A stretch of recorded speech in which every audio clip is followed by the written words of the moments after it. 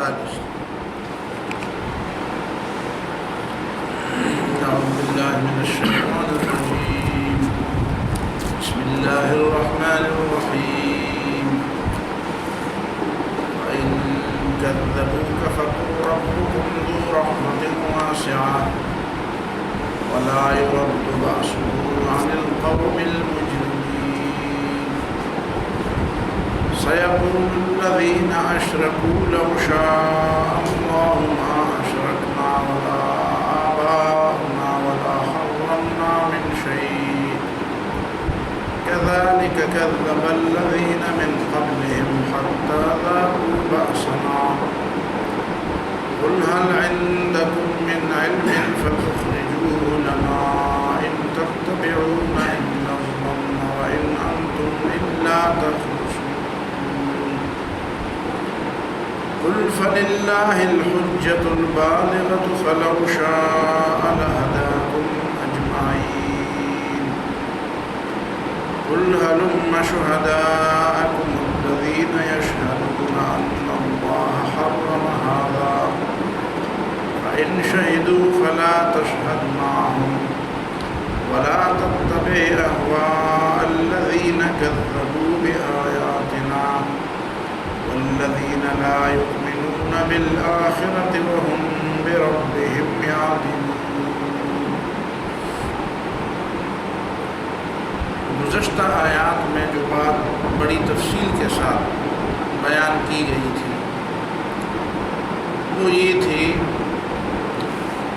کہ یہود نے بھی اور مکے کے مشرکین نے بھی اللہ تعالیٰ کی پیدا کی ہوئی چیزوں میں جو انسان کے استعمال کے لیے اللہ تعالیٰ نے پیدا کی تھی، اس کے کھانے پینے کی چیزیں تھیں، اسی میں سے اپنی مرضی سے کچھ چیزوں کو حلال اور کچھ چیزوں کو حرام قرار دیا۔ تو ایک تو بڑی بنیادی غلطی یہ تھی کہ اللہ تعالیٰ کی پیدا کی ہوئی چیزوں میں اپنی مرضی چلائے آدمی، اور کچھ چیزوں کو حلال قرار دے اور کچھ چیزوں کو حرام قرار دے، حالانکہ حلال و حرام قرار دینا یہ اللہ تعالیٰ کا حق ہے اور اسی کا اختیار ہے، بندے کا اختیار نہیں۔ لیکن اس پر مستزاد انہوں نے بڑی غلطی یہ کی کہ اس تحریم کی نسبت پھر وہ اللہ تعالیٰ کی طرف کرنے لگے کہ اللہ تعالیٰ نے ہی ان چیزوں کو ہمارے اوپر حرام قرار دیا ہے۔ یہود نے تو جھوٹ بولا کہ ابراہیم علیہ السلام نے یہ چیزیں حرام قرار دی تھی، یا اللہ تعالیٰ نے ابراہیم علیہ السلام کے زمانے سے ان چیزوں کو حرام قرار دیا تھا، کیونکہ وہ تو اہل کتاب تھے اور ان کو ابراہیم علیہ السلام، اسماعیل علیہ السلام، اسحاق علیہ السلام، موسیٰ علیہ السلام، ان انبیاء کے بارے میں ان کو علم تھا کہ ان پر کتابیں نازل ہوئی ہیں اور ان پر احکام نازل ہوئے ہیں۔ تو ظاہر ہے کہ کسی کو کتاب کے بارے میں علم ہو اور دوسرے کو علم نہ ہو تو وہ کسی کتاب کا نام لے کر اس بات کو اسی کے حوالے پہ چھوڑ دیتا ہے اور کسی دوسرے پر روپ جھاڑتا ہے کہ جو مجھے کتابوں کے بارے میں علم ہے، مجھے لوگوں کے آراء کے بارے میں علم ہے۔ انہوں نے تو یہ انداز اختیار کیا۔ مکے کے مشرکین نے یہ انداز اختیار کیا کہ انہوں نے ایک عجیب سی بات گڑھ لی۔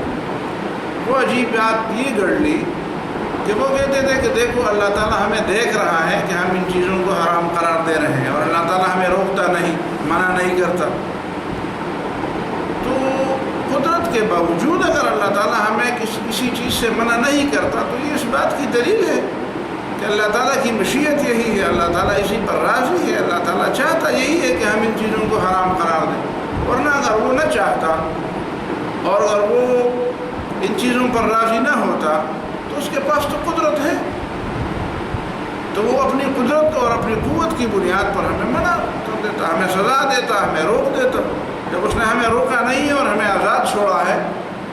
یہ اس بات کی دلیل ہے کہ وہ ہمیں کہ ہمارے لیے یہ چیزیں گناہ نہیں، اور اس کی نسبت ہم اللہ تعالیٰ کی طرف کر لیں گے کہ چونکہ اللہ تعالیٰ کی مرضی یہی ہے کہ ہم یہ کام کر لیں اور یہ چیزیں حرام ٹھہرا لیں، تو اسی بنیاد پر ہم اس کی حرمت کی نسبت بھی اللہ تعالیٰ کی طرف کر سکتے ہیں، اور اللہ تعالیٰ کی طرف کسی چیز کی حرمت کی نسبت کر کے ہم بری الذمہ ہو جاتے ہیں کہ ہمارا اس میں کوئی گناہ نہیں، خود کو بری الذمہ بھی قرار دے رہے تھے اور اللہ تعالیٰ پر اس کا الزام بھی حالانکہ مرضی اپنی چلا رہے تھے، دیکھیں نا، مرضی اپنی چلاتے تھے، پھر خود کو بری الذمہ بھی قرار دیتے تھے، اور پھر نعوذ باللہ الزام بھی اللہ تعالیٰ پر لگا رہے تھے کہ دیکھو اللہ تعالیٰ ہمیں دیکھ رہا ہے اور ہمیں منع نہیں کر رہا، تو جب ہمیں منع نہیں کر رہا تو اس کا مطلب یہ ہے کہ وہ اس پر راضی۔ یہ ہے ان کی بات۔ اب اس سیاق و سباق میں اللہ تعالیٰ ایک تو ان کو بار بار یہ بتا رہا ہے کہ دیکھو دلیل لے آؤ، دلیل تمہارے پاس کوئی بات دلیل نہیں۔ دوسری بات اللہ تعالیٰ یہ فرما رہا ہے کہ دیکھو اس سے پتہ چلتا ہے اور اس سے آپ کو سمجھنا چاہیے کہ اللہ تعالیٰ کی رحمت بڑی وسیع ہے،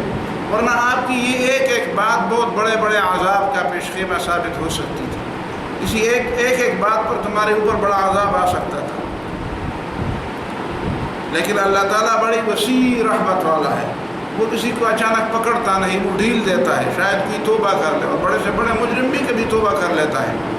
تو یہ اس کی رحمت کی بہت بڑی دلیل ہے۔ لیکن اللہ تعالیٰ کی رحمت جو سب سے بڑی رحمت ہے، اس کے اوپر اتنا آپ اعتماد نہ کر لیں کہ آپ اللہ تعالیٰ سے بے خوف ہو جائیں۔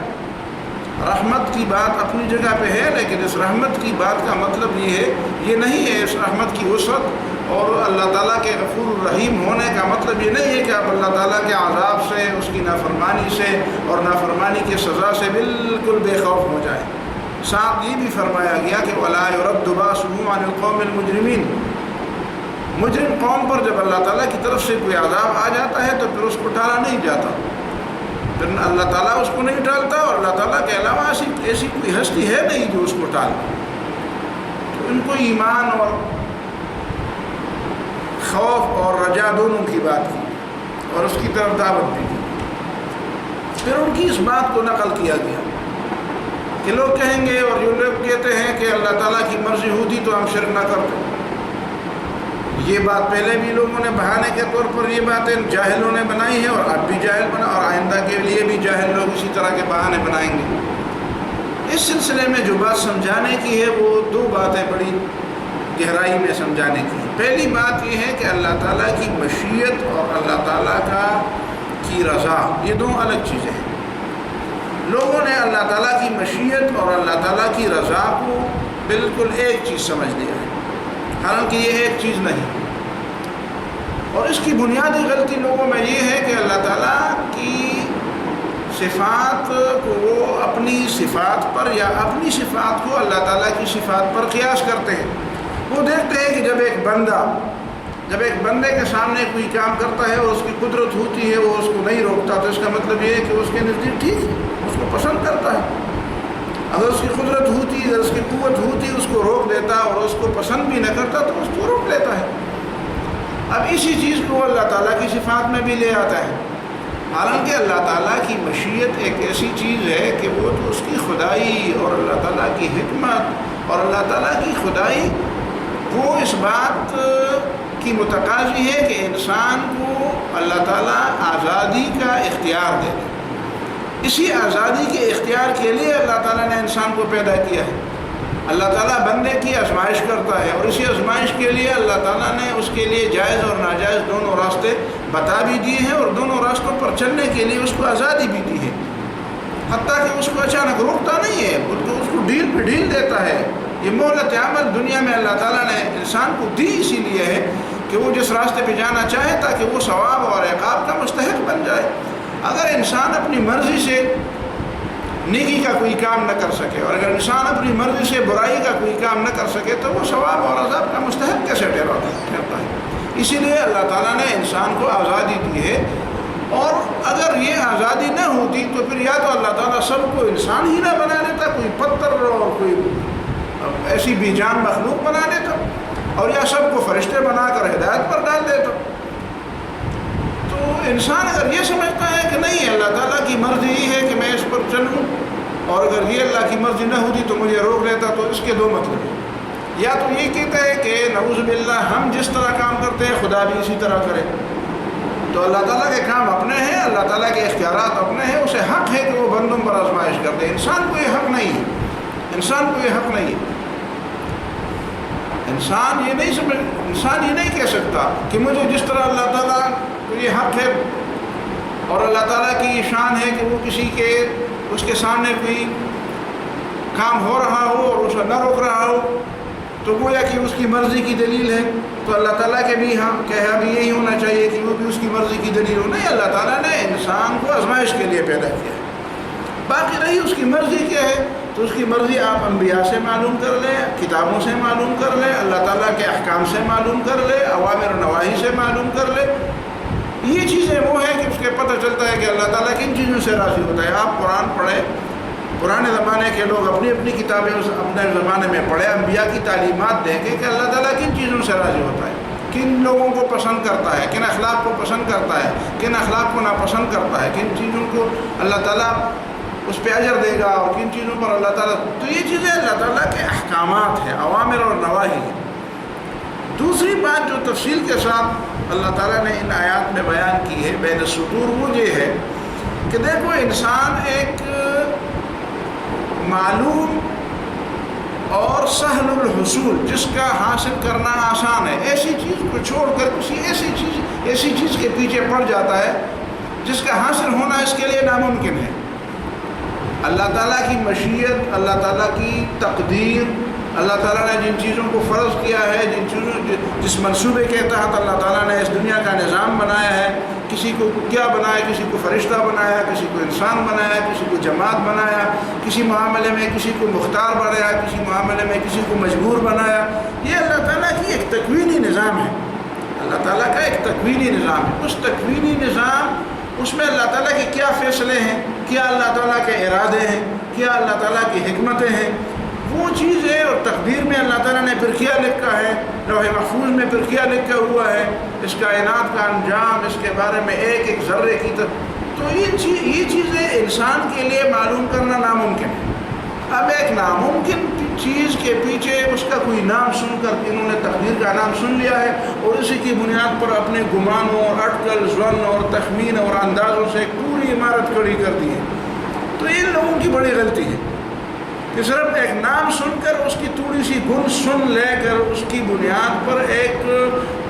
अपनी तरफ से एक इमारत खड़ी कर देते हैं जिसके लिए कोई दलील इनके पास नहीं है। और जो इमारत शरीयत की बुनियाद पर, अहकाम की बुनियाद पर, अवामिर और नवाही की बुनियाद पर पहले से खड़ी की गई है और उसको मुकल्लफ बनाया गया है, इंसान को इसका मुकल्लफ बनाया गया है कि तुम इसी के पीछे चलो, इसी को सीखो, इसी को समझो, इसी के ऊपर चलो, इसी को अपनाओ, उसी के पीछे नहीं चलता। इसका मतलब ये है कि ये इसकी अकड़पन है और ये इसकी जहालत है, ये इसकी ज़िद है और ये इसकी नासमझी है कि जो चीज़ समझने की है उसके पीछे नहीं पड़ता, जो चीज़ इसकी ज़िम्मेदारी लगाई है, जिस चीज़ की समझने की, उस पर चलने की इसकी ज़िम्मेदारी लगाई है, उसके पीछे नहीं चलता, उसको नहीं समझने की कोशिश करता। और जिसके बारे में उसको इल्म ही नहीं है कि वो हकीकत में है क्या, उसकी समझ भी इसके इस्तेदाद से बालातर है, इसकी क़ुव्वत और इसके इस्तेदाद और उसकी सलाहियत से उसकी समझ भी बालातर है। उसके ज़हन, फ़िक्र, अक़ल, दिमाग, दिल में उन चीज़ें आ ही नहीं सकती, वो लामहदूद चीज़ें हैं और न इसके पास कोई ज़रिया इल्म है कि वो चीज़ें वो हासिल कर ले। उसी के पीछे वो पड़ जाता है और अपनी तरफ से बड़ी बड़ी इमारतें तामीर करके, ख़याली इमारतें और ख़याली आबादियाँ और ख़याली बिल्डिंगें तामीर करके उसी को अपना ज़िंदगी का तरीक़ा बनाते हैं। इसका मतलब ये कि ये जाहिल लोग हैं, नासमझ। इसके बाद फिर फरमाया गया कि कुल फलिल्लाहिल हुज्जतुल बालिग़ा, एक बिल्कुल मुकम्मल दलील है, दुरुस्त दलील है, वाज़िह दलील है। वाज़िह दलील ये है कि अल्लाह ताला खालिक है, मालिक है, वो हाकिम है, वो बंदे को जिस तरह हुक्म देता है बंदे को इसी तरह मानना चाहिए, बंदे को इसी रास्ते पर चलना चाहिए जो बंदे को जो अल्लाह ताला जिस तरह हुक्म देता है। अब अगर एक बंदा अल्लाह ताला के हुक्म को छोड़कर उसकी मर्ज़ी, एक नौकर है, उस नौकर को बंदा एक हुक्म देता है कि जाओ ये काम करो, आगे से वो कहता है ठीक है हुक्म तो तुमने दिया है लेकिन तुम्हारा जो अंदाज़ है वो ये बता रहा है कि तुम्हारी मर्ज़ी इसी में है और तुम चाहते यही हो, इसी तरह की कोई बातें बना कर वो उसके सामने फ़लसफ़े बगाड़ना शुरू कर दे। तो उसने कहा कि यार तुम तो नौकर हो, तुम तो अजीब आदमी हो, तुम किसी ऐसी चीज़ के पीछे पड़ रहे हो जो तुम्हें उसका इल्म नहीं है। मेरे दिल में क्या बात है उससे तुम्हारा क्या ग़रज़ है, मैंने किस मकसद के लिए, मैंने पुराने ज़माने में कौन सी बात की थी, आइंदा मेरे क्या मंसूबे, इससे तुम्हारा क्या होगा। मैं तुम्हें कहता हूँ जाकर उस पौधे को पानी दे दो, जाकर उसकी शख तराशी कर दो, जाकर उसका पल तोड़ दो, जाकर उससे पल तोड़ने वाले को भगा दो। तो तुम्हें ये हुक्म मानना चाहिए कि मैं जो कुछ कह रहा हूँ اب میرا منصوبہ کیا ہے اور میں کیا چاہتا ہوں اور میرے دل میں کیا بات چھپی ہے، اس سے تمہیں کیا غرض ہے؟ تمہیں تو اس سے غرض ہے کہ تم میری بات مان لو اور اس کے مقابلے میں، اس کے بدلے میں تمہیں جو کچھ سہولیات، کچھ مراعات، کچھ وظیفہ، کچھ تنخواہ، کچھ چیزیں ملنی چاہیے وہ اسی پر غرض رکھو۔ قل فللہ الحجۃ البالغہ۔ اب ان کو ایک اور بھی ان کے ذہنی ٹیڑھ کو ایک دوسرے انداز سے بھی سمجھایا جا رہا ہے کہ دیکھو تمہارے ذہن میں ایک ٹیڑھ پن ہے، تمہارے ذہن میں ایک ٹیڑھ پن ہے، ٹیڑھا ہے تمہارا ذہن۔ وہ کیا ہے؟ تم کہتے ہو کہ اللہ کی مرضی ہوتی تو ہم یہ اپنی طرف سے حرام حلال کی تقسیم خود نہ کرتے، اس کے بجائے اگر تم یہ کہتے کہ اللہ کی مرضی ہوتی تو ہمیں بھی فرشتے بنا دیتا۔ دیکھو نا، آپ مثبت بات کی طرف کیوں نہیں آتے کہ منفی بات کی طرف آتے ہو؟ جب تم یہ سمجھتے ہو کہ یہ سب کچھ اللہ تعالیٰ کی مرضی سے ہو رہا ہے تو اللہ تعالیٰ کی مرضی سے تو وہ فرشتے بھی پیدا ہوئے ہیں جو بالکل گمراہی کی طرف جا ہی نہیں سکتے۔ تو اگر تم اللہ تعالیٰ کی مرضی ہی کی بات کرتے ہو، جس طرح مکے کے لوگوں نے، ابو جہل نے اللہ تعالیٰ کی مرضی کی بات کی، تو کیا کی؟ وہ بات کیا کی؟ وہ بات یہ تھی کہ کعبے کے غلاف کو پکڑ کر اس نے یہ کہا کہ اللہم ان کان ھذا ھو الحق من عندک فانزل علینا حجارۃ من السماء او ائتنا بعذاب علیم۔ اے ہمارے رب، اگر یہ اسلام تمہارے طرف سے حق ہے اور یہ محمد جو پیش کر رہا ہے صلی اللہ علیہ وسلم یہ حق ہے تو فانزل علینا حجارۃ من السماء او ائتنا بعذاب علیم، تو ہمارے اوپر آسمان سے پتھر برسے۔ اب یہ ذہنی ٹیڑھ پن کا ایک انداز، اظہار ہے۔ اگر اس کا دماغ ٹیڑھا نہ ہوتا تو اس کے بجائے یہی کہتا کہ اللہ تمہیں پتہ ہے اگر یہ واقعی سچ ہے تو ہمیں قبول کرنے کی توفیق عطا فرما، اور جس طرح کہ ہم کہتے ہیں کہ اگر یہ جھوٹا ہے تو ہمیں اس سے بچا، زیادہ سے زیادہ اس کو یہ دعا کرنی چاہیے تھی۔ یہاں پہ بھی ان کو یہ سمجھایا جا رہا ہے کہ تم اس طرح کہتے ہو کہ ہم جو حرام و حلال اپنی طرف سے بنا کر پھر اس کی نسبت اللہ تعالیٰ کی طرف کرتے ہیں تو یہ اللہ تعالیٰ کی مرضی سے ہے۔ تو اپنی گمراہی کو اگر تم اللہ تعالیٰ کی مرضی پہ ڈال دیتے ہو اور اپنے آپ کو بری ذمہ قرار دیتے ہو تو تمہارے لیے تو اس کے بجائے یہ آسان بات تھی کہ تم یہ کہتے کہ اے اللہ تیری مرضی جس طرح ہے اسی طرح تو تیری مرضی یہ بھی ہے کہ ہمیں اپنی مرضی سے ہدایت یافتہ بنا دے، تو کم از کم وہ اللہ تعالیٰ کرتا یا نہ کرتا وہ تو اللہ تعالیٰ کی اپنی مشیت ہے، لیکن بات تو مثبت ہوتی کہ تم ہدایت ہی کی بات کرتے کہ دیکھ کہ اللہ رب العالمین ہدایت ہمارے اختیار میں تو نہیں، ہدایت تو تمہارے اختیار میں ہے، ہم چاہیں یا نہ چاہیں تم زبردستی ہمیں سیدھے راستے پر لے جاؤ، اور سیدھا راستہ یہی ہے۔ تو سیدھے راستے کی بات کرنا، اسی لیے اللہ رب العالمین نے آگے سے فرمایا فَلَوْ شَاءَ لَهَدَاكُمْ أَجْمَعِينَ۔ اللہ تعالیٰ کی مشیت ہوتی تو پھر اللہ تعالیٰ کی مشیت یہ ہوتی کہ اللہ تعالیٰ اپنی مرضی سے لوگوں کو سیدھے راستے پر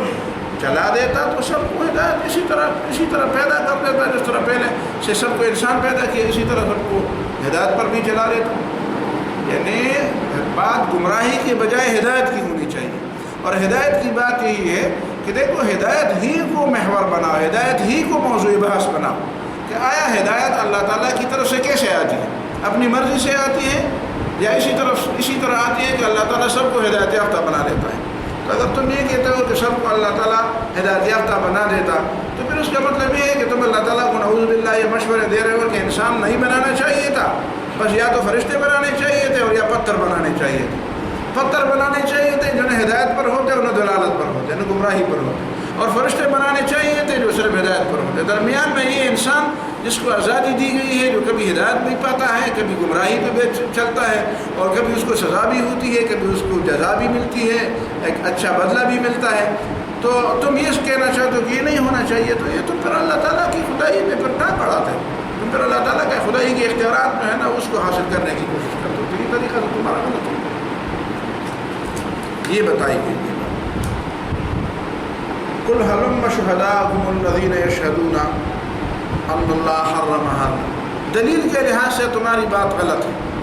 پھر ایک بات رہ جاتی ہے کہ تمہارے وہ گواہ کون سے ہیں جو یہ اس بات کی گواہی دے رہے ہیں کہ اللہ تعالیٰ نے ان چیزوں کو حرام قرار دیا ہے۔ دلیل کے لحاظ سے تو تمہاری بات ٹھیک نہیں، اب کوئی ثبوت پیش کر دو۔ یہ اس لیے نہیں کہا جاتا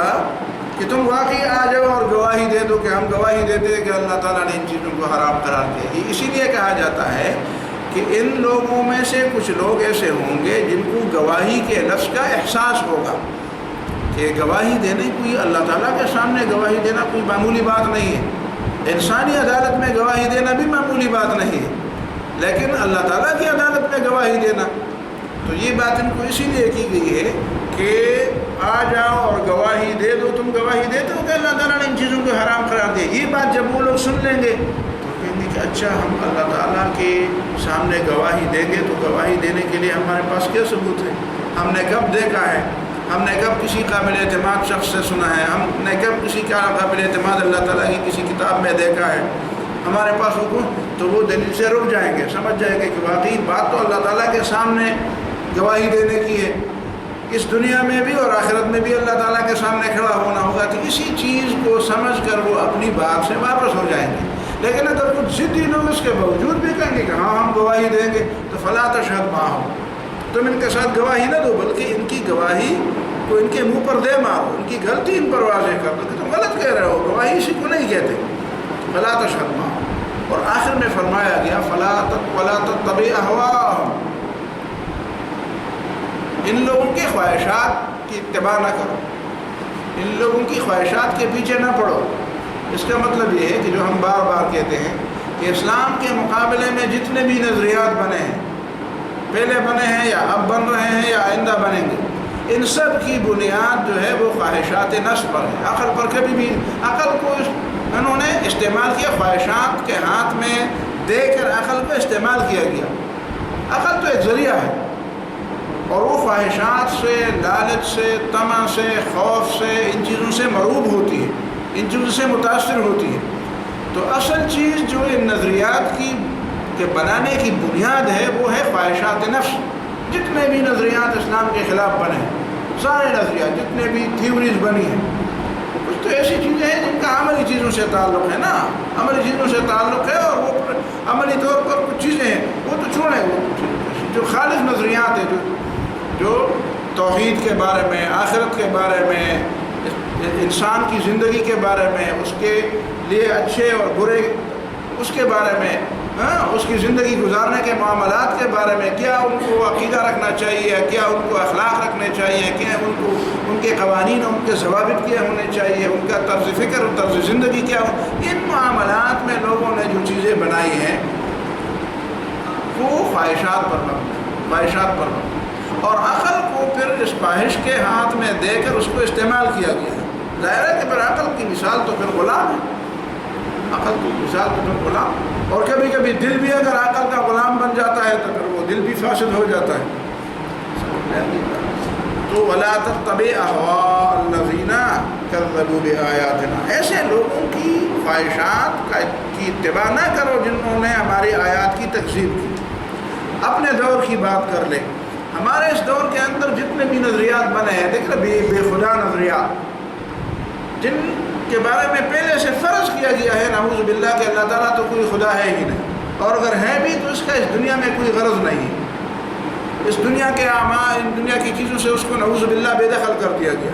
اور پھر اسی مفروضے کو بنیاد بنا کر پھر انہوں نے نظریات کی ایک بنیاد بنا دی۔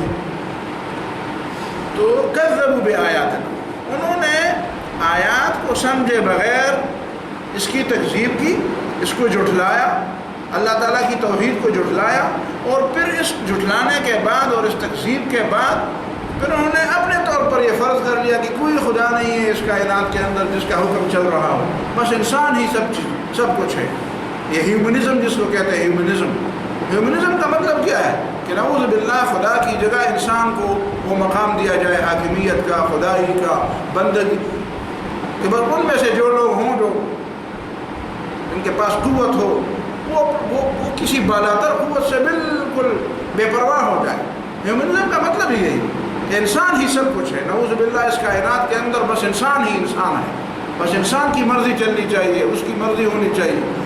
تو یہ انہوں نے اس مفروضے کی بنیاد پر یہ نظریہ بنایا ہے کہ نعوذ باللہ انسان کو کسی نے بنایا تو نہیں ہے، کوئی اس سے باز پرس نہیں کرے گا، کسی نے اس کے لیے اوامر و نواہی مقرر نہیں کیے، کسی کے سامنے اس نے جانا ہی نہیں ہے،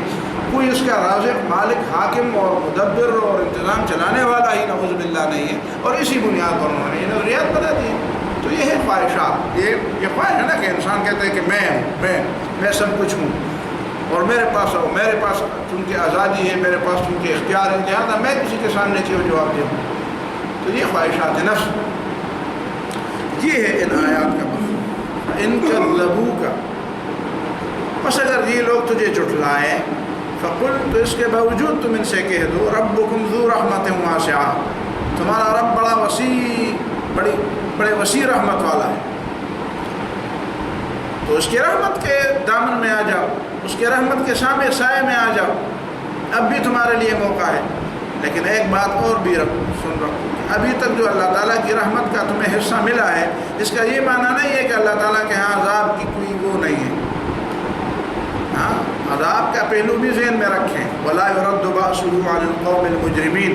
اور اللہ تعالیٰ کا آیا ہوا عذاب مجرم قوم سے واپس نہیں اور ٹلا نہیں جاتا.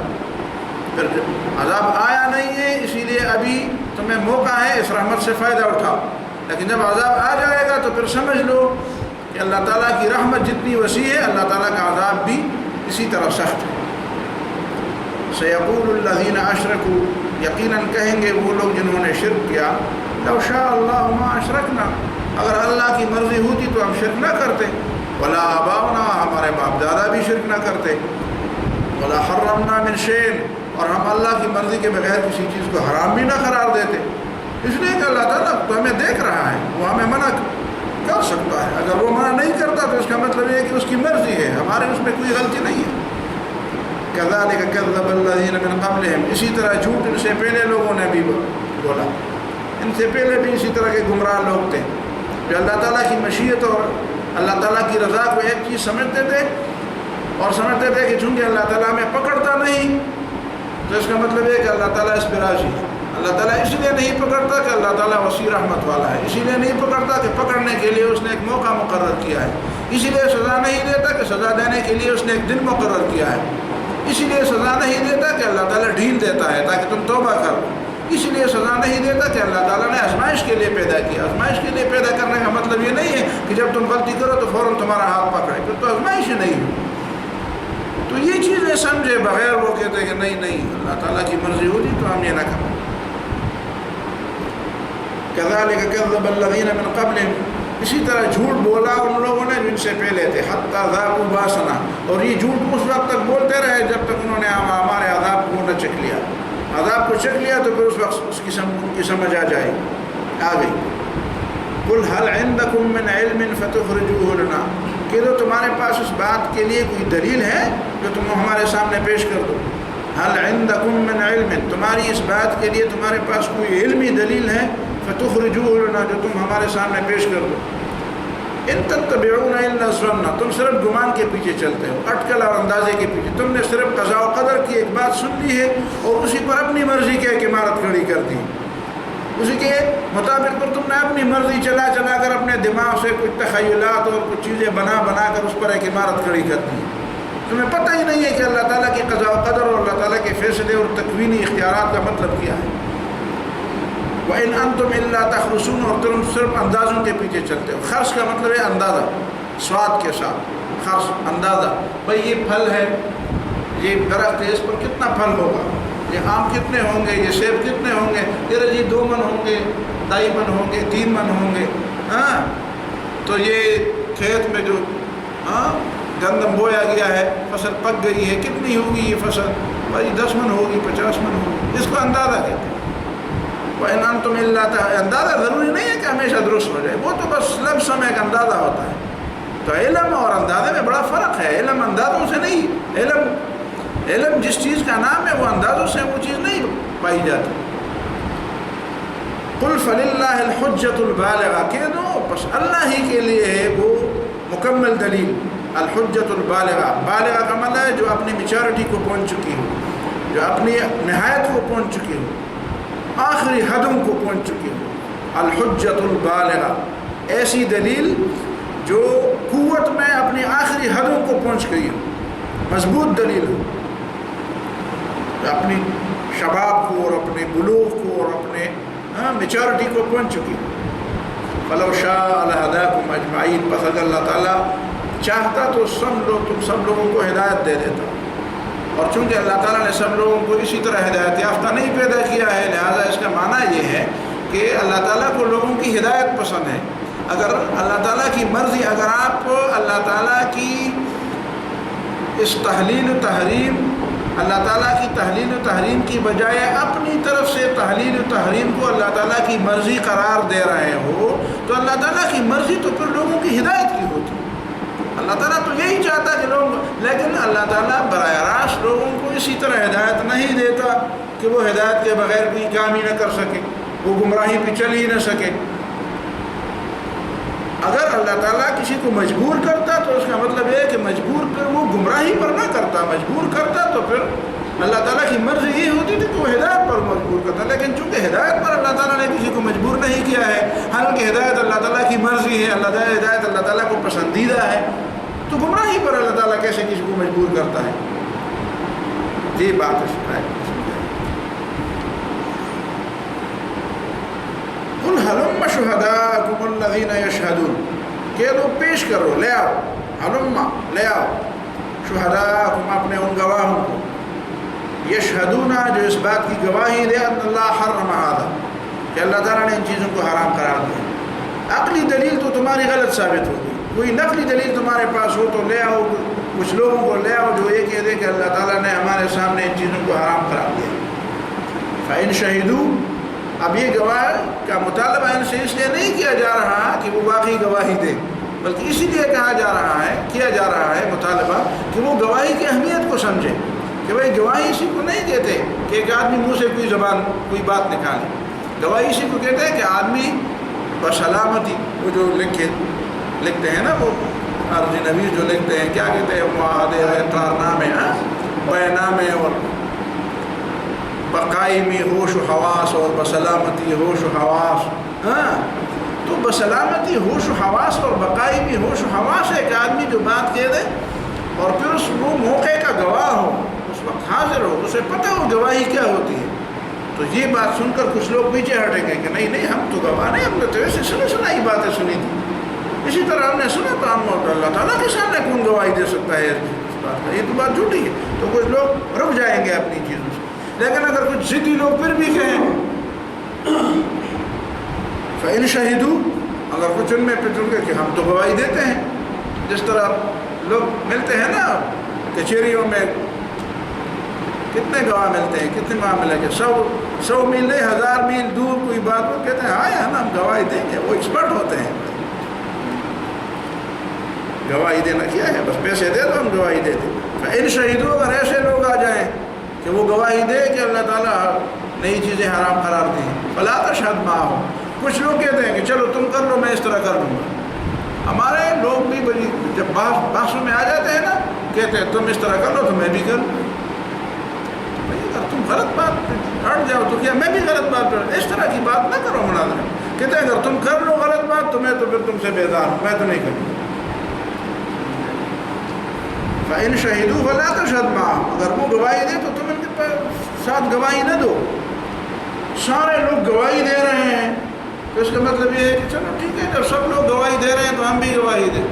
ہمارے زمانے میں لیڈر کس کو کہتے ہیں؟ جب سارے لوگ کسی طرف جا رہے ہو تو کہتے ہیں کہ چلو میں تم سے آگے ہوں، تم بھی میں بھی اسی طرف جا رہا ہوں۔ کوئی لیڈر اس کو تو نہیں کہتے۔